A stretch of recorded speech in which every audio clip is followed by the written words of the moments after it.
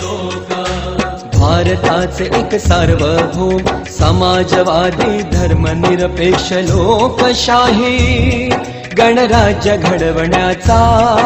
व त्याच्या सर्व नागरिकास सामाजिक आर्थिक व राजनैतिक न्याय विचार अभिव्यक्ती विश्वास श्रद्धा व उपासना यांचे स्वातंत्र्य दर्जाची व संधीची समानता निश्चितपणे प्राप्त करून देण्याचा आणि त्या सर्वांमध्ये व्यक्तीची प्रतिष्ठा व राष्ट्राची एकता आणि एकात्मता यांचे आश्वासन देणारी बंधुता प्रवर्धित करण्याचा